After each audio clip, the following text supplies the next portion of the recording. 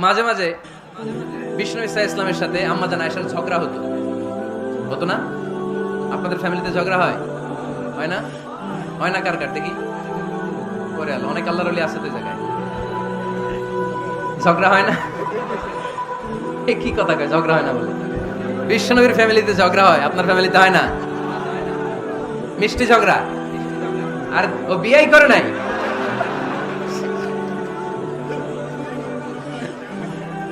ঝগড়া তো হবেই, দাম্পত্য জীবনের মজাটাই তো এখানে। কখনো ঝগড়া, কখনো আনন্দ, একটু বৃষ্টি, একটু রোদ, একটু হাসি, একটু কান্না, ভালো লাগা ভালোবাসা শেয়ার করে নেয়া, মিলেমিশে একাকার হয়ে যাও, ঠিক কি না? তো আল্লাহর হাবিব সাল্লাল্লাহু আলাইহি ওয়াসাল্লামের সাথে আম্মাজান আয়েশার ঝগড়া হতো। তো একদিন ঝগড়া হয়ে দুইজন রেগে আছে। খবরদার দুইজন রেগে থাকবেন না আবার। একজন রাগলে আরেকজন থেমে যাবেন, কারণ এই ছোট্ট ঝগড়া থেকে এটা অনেক সময় বিচ্ছেদের দিকে গড়ায়। আমার প্রিয় ফরিদপুরবাসী, ভাবি রেগে গেলে আপনি রাগেন না, ওই দিন আপনি একটু ঠান্ডা থাকেন। আবার আপনি রেগে গেলে, আমার মাইকের আওয়াজ যদি ভাবিরা শুনেন, আপনারা রেগে যায় না, একটু ঠান্ডা থাকেন। দুইজনে রেগে গেলে তো তৃতীয় বিশ্বযুদ্ধ শুরু হবে, তাই না? একজন রেগে গেলে আরেকজন ঠান্ডা। কারণ এই সামান্য ঝগড়া থেকে ইগোর কারণে এটা বিচ্ছেদ আর ডিভোর্স পর্যন্ত গড়ায়। আর শয়তান এখানে উস্কানি দেয়, কারণ ইমানদারদের ফ্যামিলি ভাঙতে পারলে শয়তান সবচেয়ে বড় খুশি হয়। আর ইমানদারদের ফ্যামিলি টিকে থাকলে খুশি হয়ে যায় কে? আম্মাজান আয়েশা রাদিয়াল্লাহু তাআলা আনহার সাথে বিষ্ণু ইসা ইসলামের ঝগড়া হতো মাঝে মাঝে। একবার ঝগড়া হলো, বিষ্ণু ইসা ইসলামও রাগ, আম্মাজান আয়েশাও রাগ। বিষ্ণুই বললেন, আয়েশা ঝগড়া করে আর কতক্ষণ থাকবো, আসো মিটমাট করি। আয়েশা রাদিয়াল্লাহু বললেন, ঠিক আছে মিটমাট করবে। তো বিষ্ণু ইসা ইসলাম বললেন, মিটমাটের জন্য কারে ডাকবো? ওমরে ডাকি। কয় না, ওমরে না, ওমরও গালিজ, ওমর অনেক রাগে, আমার ডর লাগে। কয় তাহলে তোমার আব্বারে ডাকি। কয় ডাকেন। কি খুশি, মেয়েদের মধ্যে অভ্যাসটা আছে না নাই? তাহলে তোমার আব্বারে ডাকি, ডাকেন। ডেকে নিয়ে আসা হলো। আবু বকর রাদিয়াল্লাহু তাআলা আনহু দাঁড়ালেন, আম্মাজান আয়েশা দাঁড়ালেন, বিশ্বনবীও দাঁড়ালেন। বিশ্বনবী বললেন, আয়েশা তোমার আব্বা আসছে, এবার ঘটনা খুলে বলার পালা, তুমি বলবা নাকি আমি বলবো?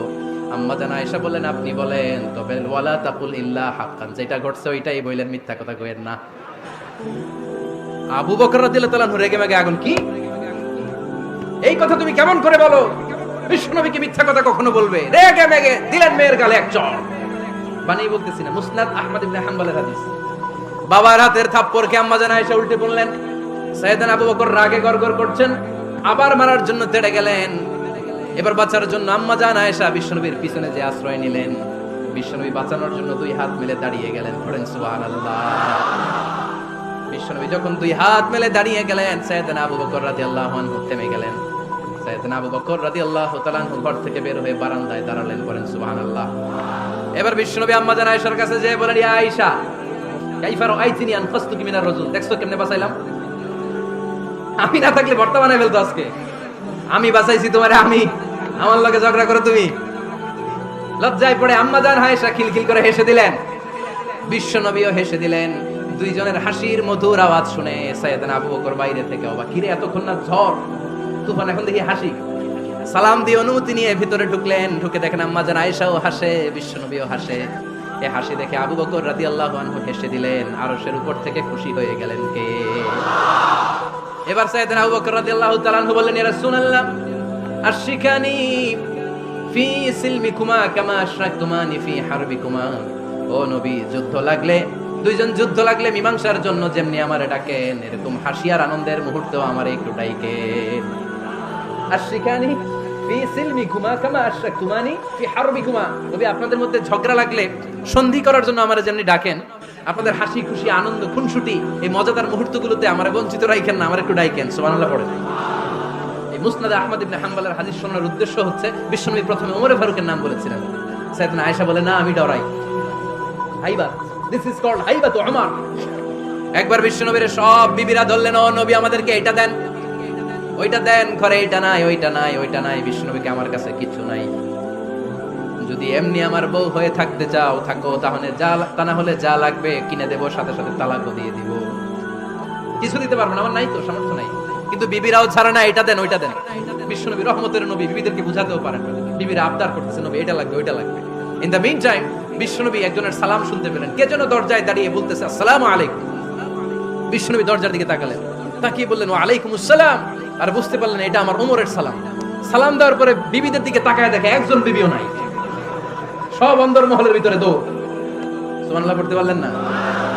This is our super hero Omar. এরকম ওমর একটা লাগবে, চিল্লায় বলেন কয়টা? একটা ওমর গোটা বিশ্বকে সোজা করে দিবে। একটা ওমর সবল আর দুর্বলের সব পার্থক্য দূর করে দিবে, মাজলুমের উপর জালিমের অত্যাচারের অবসান ঘটায় দিবে, গোটা বিশ্বটাকে সাম্য, মৈত্রী, ভালোবাসার ইনসাফ দিয়ে পরিপূর্ণ করে দিবে। সেই ওমরের অপেক্ষায় আমরা। নিজের ছেলেকে 80টা বেত মেরেছেন। কয়টা? 80টা বেত মেরেছেন। এই ব্যাপারে অনেকগুলো বর্ণনা পাওয়া যায়। সবচেয়ে সহিহ বর্ণনা হচ্ছে মুয়াত্তা ইমাম মালিকের বর্ণনা। ওমরে ফারুক রাদিয়াল্লাহু তাআলা আনহুর ছেলে আব্দুর রহমান মারুফুন বিআবি শাহমা ছিলেন মিশরে। ওখানে নাবিজ খেয়েছিলেন। নাবিজ হচ্ছে আরব দেশের লোকেরা দুধের মধ্যে শক্ত খুরমা রাত্রেবেলা ঢেলে দিত। ঢেলে দিলে সারা রাত ওই খুরমার রসটা দুধের সাথে মিশে দুধটা লাল হয়ে যেত। এটাতে সকালবেলা খেত, খুব সুস্বাদু। এটাকে বলে নাবিজ। কিন্তু এটা রাতে ভিজাইলে সকালেই খাইতে হয়, রেখে দিলে আবার একটু সমস্যা হয়। এটা অনেকটা তারির মতো হয়ে যায়, মাতলামি চলে আসে। তো ওমরে ফারুকের ছেলে নাবিজ খেয়েছেন, মদ খাননি, নাবিজ। কিন্তু নাবিজ খাওয়াতে সাকরান চলে এসেছে। সাকরান চলে আসাতে এটা যখন প্রমাণিত হয়েছে, আমর ইবনে আস রাদিয়াল্লাহু তাআলা আনহু নাকি 80 বেত মেরেছেন মিশরে। কয় বেত? নিয়ম হচ্ছে সবার সামনে, কিন্তু সবার সামনে না মেরে একটু গোপনে মেরেছে। এই তথ্য যখন ওমরে ফারুকের কাছে এসেছে, উনি বললেন না, মারতে হবে সবার সামনে, আলাদা মারলা কেন? ও মদিনায় ফিরে আসলে আমি আবার 80টা মারব। মদিনায় ফিরে আসার পরে সাইয়েদনা ওমরে ফারুক ওই আগের 80টারে আর ধরেন নাই, নিজ হাতে আবার 80টা বেত মেরেছেন। এই বেত মারার 1 মাস পরে এই আবু শামা ইন্তেকাল করেছে। অনেক ঐতিহাসিক বলে এই বেতের আঘাতে মরেছে, কেউ কেউ বলেছে নিজের রোগের কারণে মরেছে। কিন্তু দিস ইজ দ্য ইনসাফ সিস্টেম অফ ওমর। নিজের ছেলে বলে ছেড়ে দেয় নাই। এখন নিজের ছেলে হইলে 7 খুন মাফ, নেতার ছেলে হইলে 10 খুন মাফ, এলাকার মোড়লের ছেলে হইলে 10 খুন মাফ। নো পার্সিয়ালিটি ইন ইসলাম। ইসলামে পার্সিয়ালিটি নাই। আপনি নেতার ছেলে হন, আপনি বিজনেস ম্যাগনেটের ছেলে হন, আপনি যেই হন না কেন, ইসলামের দৃষ্টিতে সবাই সমান। চিল্লায় বলেন ঠিক কিনা? বনু মখজুমিয়া গোত্রের এক নারী চুরিতে ধরা পড়ল। সাহাবারা বললেন, নবী, মদিনার সবচেয়ে ভেরি প্রেস্টিজিয়াস এন্ড ডিগনিফাইড ফ্যামিলির মেয়ে, আপনি হাত কাটেন না। মানে ইসলামের নিয়ম, চুরি করলে কি কেটে দাও? বিষ্ণু বললেন, বলো কি? হাত না কাটার জন্য তোমরা আমাকে রেকমেন্ড করছো? এটা আল্লাহর আইন। পৃথিবীর কেউ রেকমেন্ড করলো শোনার ক্ষমতা আমার নাই, কারণ আইনটা দিয়েছে কে? লাউ কানাত ফাতিমা বিনতি মুহাম্মাদিন সারাকাত লাকাতা মুহাম্মাদুন ইয়াদাহা। আরে বনু মাকসুমিয়া মেয়ে তো দূরের কথা, আমার কলিজার টুকরা ফাতেমাও যদি আজ চুরিতে ধরা পড়তো, তার হাত কেটে দিতে আমি 1 মিনিটও দেরি করতাম না। দিস ইজ ইসলাম। এই হচ্ছে ওমরে ফারুকের মানাকিব। এরকম ওমরে ফারুক কয়টা লাগবে? আওয়াজ করে বলতে হবে, কয়টা লাগবে? একটা লাগবে। এই সাইয়েদনা ওমরে ফারুক মদিনার প্রথম চিফ জাস্টিস ছিলেন। সর্বপ্রথম ওনার পরামর্শে সাইয়েদনা আবু বকর রাদিয়াল্লাহু তাআলা আনহু কোরআনকে সংকলন করেছেন। আমরা এই যে কোরআন পড়ি 30 পারা, এমদাদিয়া লাইব্রেরির 114টা সূরা, কত সুন্দর সন্নিবেশ করা হয়েছে, এখানে সাজানো হয়েছে। আল্লাহর হাবিব সাল্লাল্লাহু আলাইহি ওয়াসাল্লামের সময় কি এরকম কোরআন ছিল নাকি? ছিল? খেজুর পাতার মধ্যে, গাছের বাকলের মধ্যে, কোটের বড় হাড্ডির মধ্যে আর পাথরের মধ্যে খোদাই করা কোরআন ছিল। সাইয়েদনা আবু বকরের সময় রাদিয়াল্লাহু তাআলা আনহুর সময় যুদ্ধ হলো। 70 জন হাফেজ সাহাবী ইন্তেকাল করলেন। সাইয়েদনা আবু বকর রাদিয়াল্লাহু তাআলা আনহুকে ডেকে ওমরে ফারুক বললেন, ও আবু বকর, এইভাবে হাফেজে কোরআন সাহাবীরা যদি দুনিয়া থেকে বিদায় হয়ে যায়, আল্লাহর কোরআনও তো বিদায় হয়ে যাবে। আমার পরামর্শ হলো আপনি সব বয়োজ্যেষ্ঠ সাহাবীদেরকে একসাথে করে কোরআনের সব কাগজগুলোকে একসাথে করে একটা নির্ধারিত কপির মধ্যে কোরআনকে সংকলন করে ফেলে। সাইয়েদনা আবু বকর বললেন, যেটা আমার নবী করে না, এটা আমি কেমনে করি? কিন্তু ওমরে ফারুক নাছরবান্দা বলে না, এটা করলে কোনো খারাপ হবে না, ভালোই হবে। মুসলিম উম্মার জন্য এক জায়গায় কোরআন সন্নিবেশিত থাকবে, আপনি করেন। সাইয়েদনা আবু বকর রাজি হয় না, ওমরে ফারুকও ছাড়ে না। ওমরে ফারুক বলতে বলতে এমন ভাবে সাইয়েদনা আবু বকর রাদিয়াল্লাহু তাআলা আনহুকে ধরলেন, সব শেষে সাইয়েদনা আবু বকর ওমরে ফারুকের কথায় কোরআন সংকলনে রাজি হয়ে গেলেন। পড়েন সুবহানাল্লাহ। উনি বললেন, ওমর যখন আমাকে বারবার বুঝাতে লাগলো, আল্লাহ তাআলা আমার হৃদয়টা ওমরের কথা শোনার জন্য খুলে দিলেন। আল্লাহ তাআলা কেমন যেন আমাকে ইলহাম করলেন, আবু বকর করো, এই কাজের মধ্য দিয়ে আমি আমার কোরআনকে গোটা বিশ্বে জীবিত রেখে দেব। This is Omar. এই যে আমরা হিজরি সনের যে আমরা গণনা করি, এই হিজরি সনের প্রবর্তক হচ্ছে সাইয়েদনা ওমর ফারুক।